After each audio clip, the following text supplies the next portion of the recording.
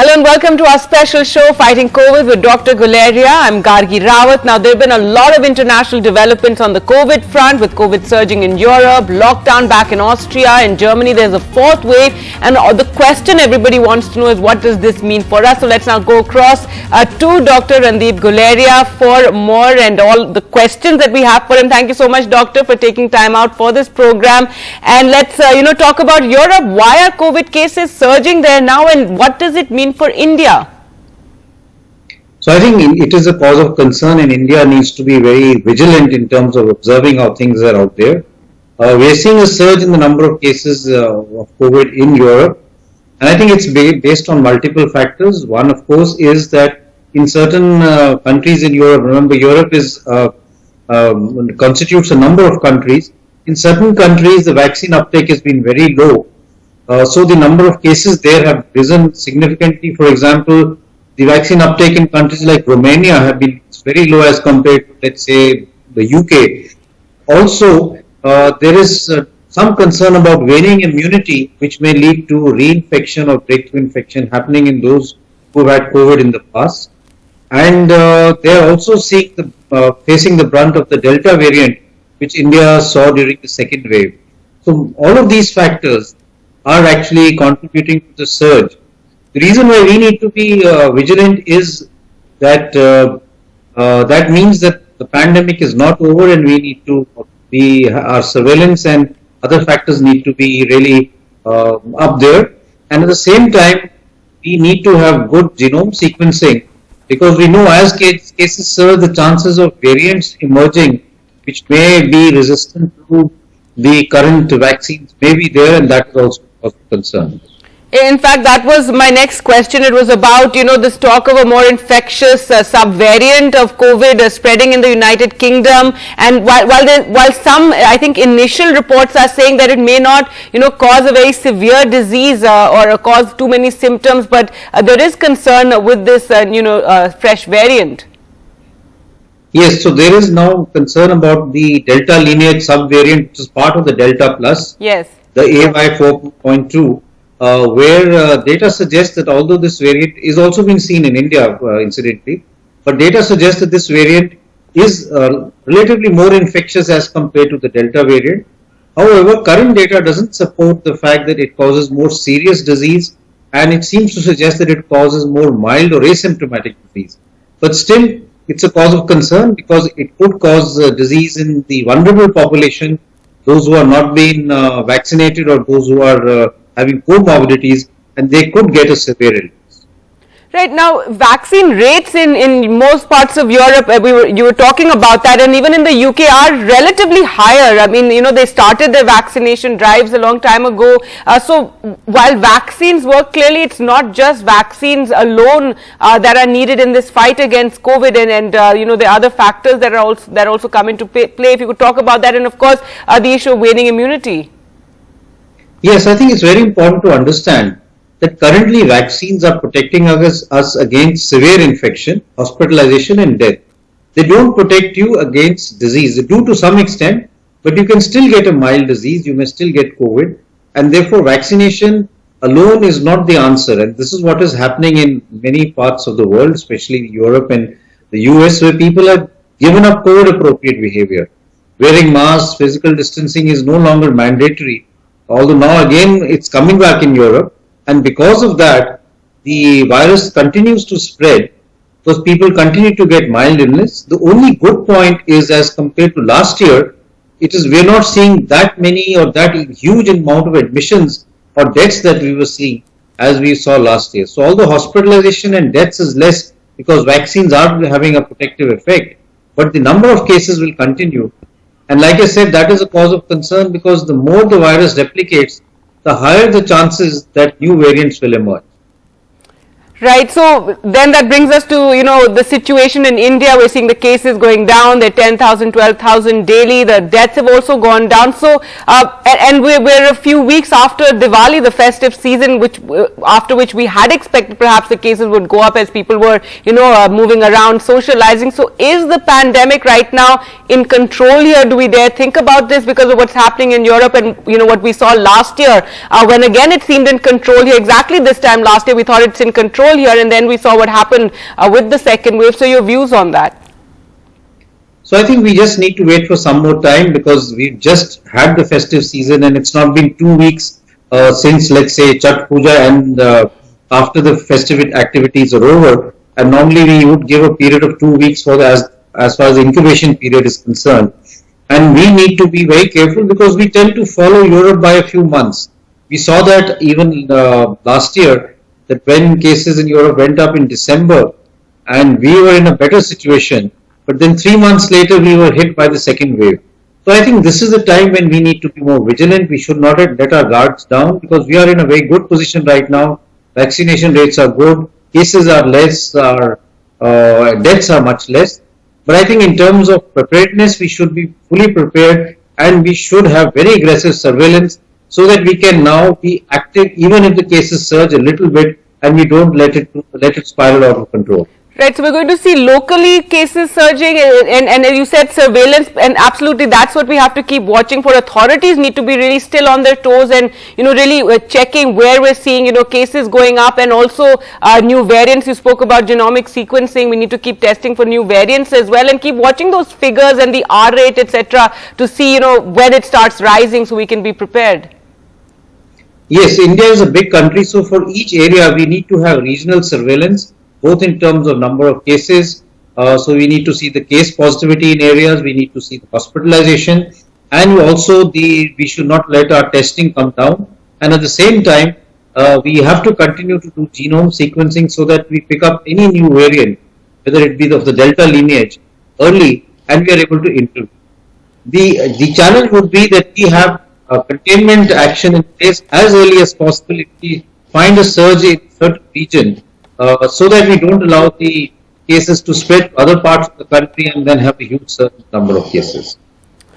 Now, you spoke about the vaccine drive and how it's moving very well now, and we managed to cover a significant proportion of people with the first dose of the vaccine. So right now there has been concern about people missing the second dose of vaccine. Is this, how big of a concern is this? Are too many people missing that second vaccine dose, and what does it mean?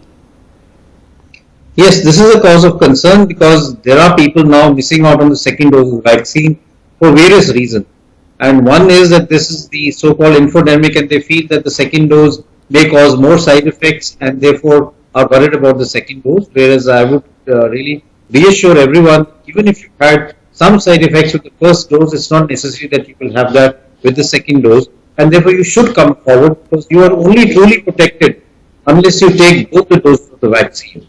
Secondly, some people feel that now that COVID cases are less in our country, there is no need to have the vaccine, the second vaccine is not required, and therefore they are not coming forward to take the vaccine. Again, since cases are surging in Europe, we need to be vigilant, and we should not let our guard down, and therefore it's very important that for everyone who is due for a second dose, comes forward, gets a second dose, so that he is protected from getting the infection, and at least there is protection from severe disease. And is there any risk with just one dose of the vaccine in terms of, again, we were talking about emergence of new variants, if people are half protected or have some amount of protection, then if they do get COVID, is there more fear of variants developing? So there was this fear that you could have variants developing, because if you have less immunity and the virus gets exposed to some of the antibodies, it develops an immune escape mechanism which allows it to mutate to become resistant to the vaccine. That has not been shown in the data which has come out in terms of people who have got COVID and have only one vaccine shot. But I think we still need to be vigilant, because the virus will now face an environment where there is vaccination and antibodies in individuals, and it will mutate in that background, and therefore may develop more of an immune escape mechanism. All right. Well, the next question is about vaccine hesitancy, and Adar Poonawala of Covishield recently tweeted, and he said vaccine hesitancy is the biggest challenge that we're seeing right now. It's the greatest threat. He spoke about how they produce so many 100,000 million vaccine doses, but vaccine hesitancy he called the greatest threat. So what can we do about this? Yes, vaccine hesitancy is a great threat. WHO has also said that this is one of the greatest threats as far as the pandemic is concerned, and we really need to work aggressively in moving forward and assuring people that the vaccines are safe, they are effective, and they are truly protected when they take both the doses. What is happening is now with this feeling that the pandemic is over or that the cases have come down, people have become a little bit reluctant to take the vaccine and therefore the vaccine uptake has actually come down to some extent. We need to really push it forward so that everyone is protected, and we need to make sure that we cover everyone, and those who are not coming forward, we need to reach out to them to make sure that they get the vaccine. And this initiative has already been started about door-to-door visits or home visits to make sure that people who are being left out get vaccinated and are covered in the vaccine program. Right, a brighter, an energetic campaign around this. Recently, we heard in Mumbai, the mayor was talking about, roping in Salman Khan because there seemed to be a lot of hesitancy among Muslim communities there. So things like that, something that catches eyeballs and convinces people, isn't it? Yes, exactly. We need to get people who can convince the general population. So it could be cinema stars, it could be religious leaders, it could be other opinion makers who can then reach out to their community or their followers and make them come forward and get the vaccine. This was also done during the polio drive, and therefore I think lessons that we've learned from there can now be used in the vaccine drive as far as the COVID-19 vaccination is concerned. All right, so we have the issue of, people missing the second dose of vaccine. We have vaccine hesitancy, and then there's a certain number of people who want their third dose of the vaccine, the booster dose, because that is something, again, that's being spoken about all over the world. You spoke about waning immunity in Europe and how already in US and some countries in Europe we're seeing they're already going in for booster doses. So is it time for booster doses for Indians? So I think currently we have enough data to suggest that the vaccines are holding out.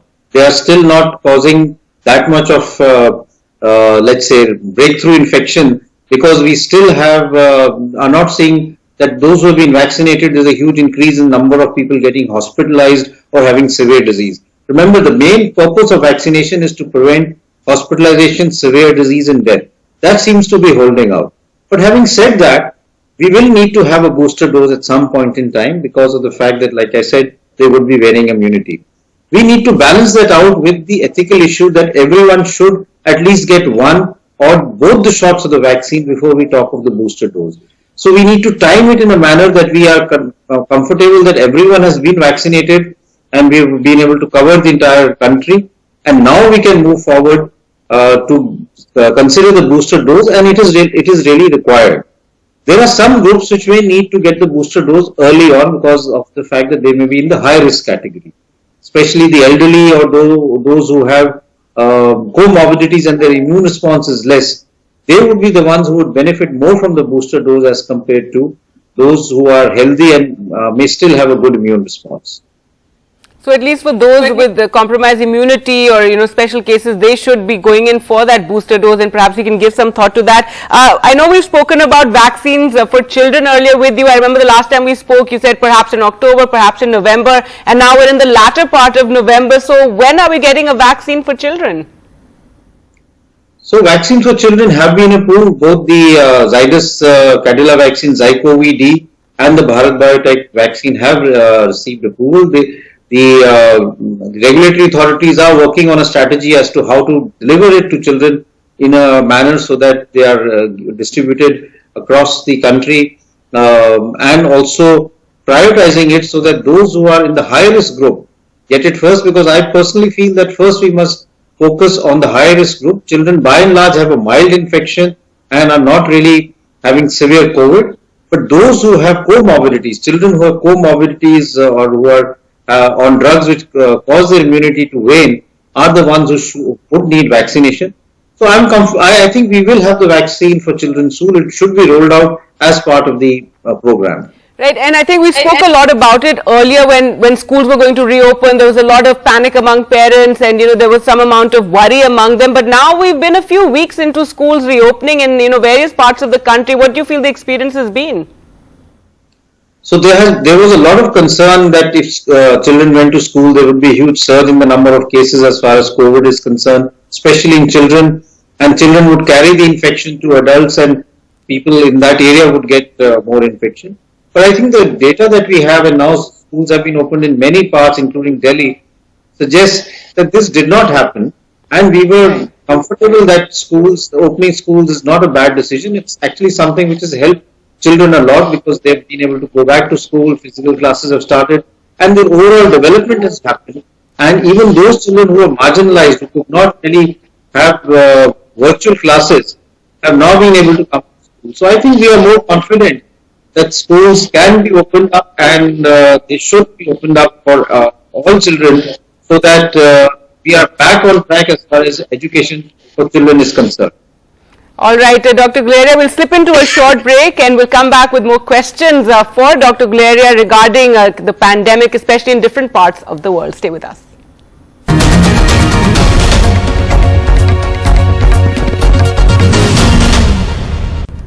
Welcome back. Well, we're talking to Dr. Guleria about coronavirus. And Dr. Guleria, you know, in the last 2 years, there's so much that we've learnt about this disease. And now there's a study that says it causes a strange eye and ear symptoms. This is something that has also been found, and these symptoms can actually persist for some time. If you could tell us a bit about that.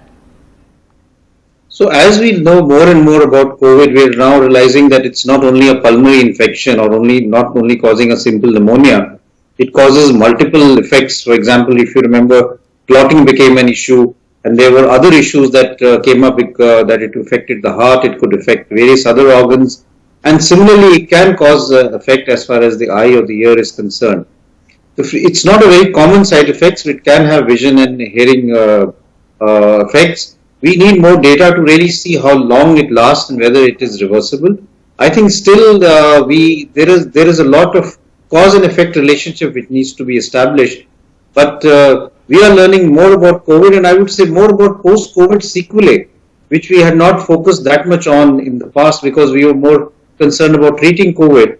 But now, as the cases have come down, we are seeing that many people, even now, those who had COVID more than a year ago, last year, continue to have some symptoms of COVID, and therefore long COVID is something that is going to stay with us for a long time, with people having both issues of chronic fatigue syndrome, not able to concentrate, some are not able to work properly, and having chest tightness, and of course some having lung damage which is long lasting.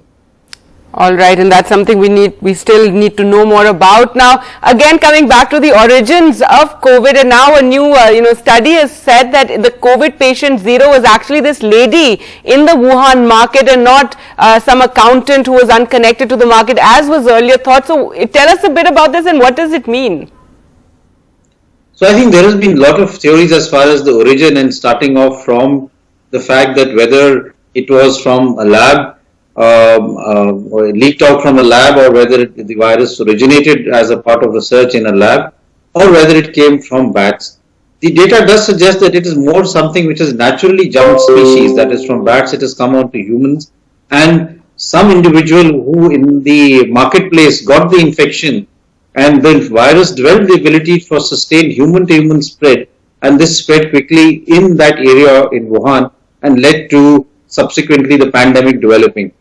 It's going to be very difficult to really be precise as to who is patient zero, because we don't know whether the patient got it from the virus came directly from let's say another species and jumped to humans, right, or this person got it from another human who was not picked up, because as we know, in many cases this can be a mild infection or an asymptomatic infection. So this will always be a big challenge, but there is a lot of data emerging in terms of what is the exact origin. I don't think we will have a definite answer. Yes, that mystery continues. And another thing that experts and doctors are really commenting on and wondering about is how has Africa avoided a COVID disaster, because we've seen very little vaccine coverage in many of the countries in the continent, and COVID appropriate behavior, mask wearing is not so prevalent. In fact, it's already in yesterday's news there. So this also seems something quite unusual, that we haven't, as was earlier being spoken, that we're going to see millions of deaths and it's going to be terrible, but it seems that we hope avoided the disaster. So current data does suggest that we haven't had that many cases in Africa. We had a huge surge in cases as far as South Africa was concerned. Yes. But as far as the continent of Africa is concerned, really there hasn't been that huge a surge as one is seeing, let's say, in Southeast Asia for that matter. But I think we must also keep in mind that the number of testing that is being done there is also not that high as has been done in, say, countries like India or Southeast Asia. And if you're not testing, you may not be able to get the exact numbers of people who actually had COVID-19. But as of now, Africa hasn't had the type of COVID that one was worried about, but one is still concerned because the vaccine uptake there or vaccine availability there is very low. Yes. And therefore that is still one area which can become another hotspot in the coming months, and that is why like we've been saying that everyone needs to be vaccinated globally if we really want to come out of this pandemic. Absolutely, that vaccine equity is something that we all need to think about and countries need to think about ensuring. Well, thank you so much. We're out of time now. Thank you so much, Dr. Guleria, for answering all our questions. Thank you. Thank you for watching at home. Goodbye.